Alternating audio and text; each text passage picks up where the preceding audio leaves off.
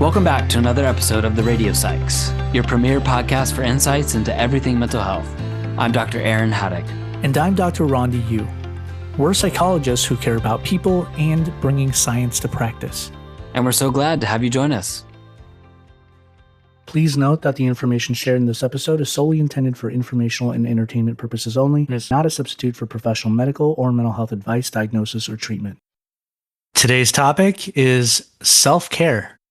Self what? You know, that thing we think about, talk about, but probably don't practice enough of? Yeah, that's so true.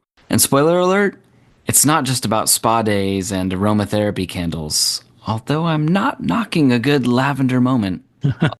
Well, never underestimate the power of lavender. Hey, you know, joking aside, there's some interesting research that suggests lavender oil might be effective for treating a number of neurological conditions. Interesting. But remember, we're here to talk about self-care. Right. Okay, back on topic. So self-care, it's so much more than the cliches. Absolutely. It's a necessity rooted in psychology and neuroscience. Today, we're going to unpack what it is, why it matters, and how it can change your brain for the better. Let's start with a definition. Self-care is any deliberate activity we do to maintain or enhance our mental, emotional, and physical health. The key word there is deliberate. It's not something that just happens. It requires intention. And yet, so many of us skip it. According to a 2019 survey by the American Psychological Association, 44% of adults say they feel stressed most of the time, but only a third engage in any meaningful stress-reducing activities. Why? Because we often think of self-care as indulgent or unnecessary. And that's a big problem, especially when you consider the science. Chronic stress has profound effects on the brain.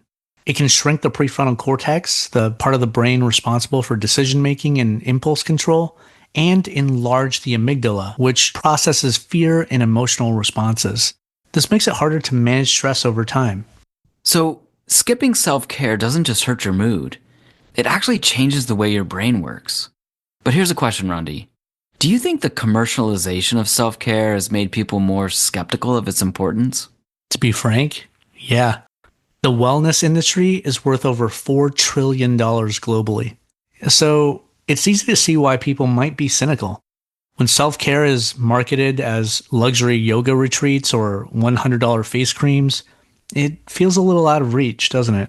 But true self-care doesn't have to cost anything. It can be as simple as setting boundaries, getting enough sleep, or taking a walk. That's good. Now, let's get into the psychology of why self-care works. One key factor is the release of endorphins during activities like exercise. These are your body's natural painkillers and mood elevators. But it's not just about feeling good in the moment. Regular exercise also boosts brain-derived neurotrophic factor, or BDNF, which helps grow and protect neurons. And then there's mindfulness. A 2014 study published in the Journal of the American Medical Association Internal Medicine found that mindfulness meditation can reduce symptoms of anxiety and depression in as little as 8 weeks. That's because mindfulness strengthens the connection between the prefrontal cortex and the amygdala, improving emotional regulation. Which is fascinating because it suggests we can train our brains to handle stress better, almost like building a muscle.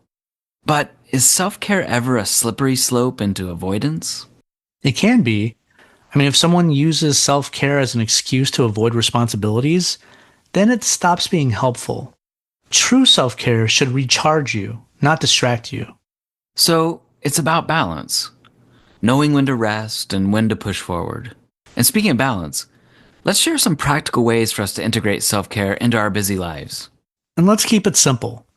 One strategy is to think of self-care in categories: physical, emotional, social, and professional. For physical self-care, prioritize sleep, eat nourishing foods, and move your body in ways that feel good to you. For emotional self-care, try journaling or practicing gratitude. Studies show that writing down 3 things you're grateful for each day can increase happiness levels by up to 25%. And socially, it's about nurturing connections. According to research, including a Harvard study that began in 1938, strong relationships are the number one predictor of happiness. And professionally, self-care might mean setting boundaries at work or taking a day off when you need it. Remember, rest isn't a reward. It's a necessity. I'm putting that on a mug. Rest isn't a reward. Okay. Well, merch ideas aside, the takeaway here is that self-care doesn't have to be complicated or time-consuming. Start small and make it consistent. And take breaks, both big and small. Our brains aren't designed for nonstop work, so pushing through without pauses can lead to mental fatigue, reduced focus, and even burnout. Even the shortest breaks, what researchers call micro breaks, can make a huge difference. Imagine a 30-second stretch or a quick walk to refill your water bottle. These small moments help to reset your mind, restore energy, and improve your focus. And when taking breaks, research also shows that engaging activities you find enjoyable or relaxing, like listening to music, taking a walk outside, or even having a laugh with a friend, can maximize the restorative effects. But what about taking extended breaks like vacations or holidays or even stepping away from a long-term project? Studies show that people who take vacations tend to come back with lower stress levels, better mood, and higher creativity. Man, sounds good. I'm in. And breaks don't just make us feel better in the moment. They give your brain space to process and problem solve subconsciously, a phenomenon known as the incubation effect. Just think about how many times you've had your best ideas on a walk or in the shower. So, breaks aren't just about stepping back, are they? They're about setting ourselves up to move forward, refreshed and ready to tackle what's next. We need intentional periods of rest to replenish our mental and physical resources. That's right. As we wrap up, we want to share something important. After an incredible first year, so after this episode, the Radio Psychs are going to take a short break from podcasting. Why? To practice what we preach. We're going to do a little self-care. Exactly. So, this isn't goodbye, it's see you soon. We'll use this time to recharge, reflect, and come back with fresh ideas and new energy to share with all of you. And while we're away, we encourage you to think about what self-care looks like for you. Whether it's a walk in the park, a phone call with a friend, or simply saying no to one more obligation. Make it a priority. You might also like to catch up on any Radio Psychs episodes you missed, share them with friends, or even drop us a note with your thoughts. What topics do you want us to explore next season? As always, we love hearing from you. Remember, your mental health matters. Thank you for an amazing year. So, we'll see you soon. See you soon. Take care and be well, everybody. Take care and be well.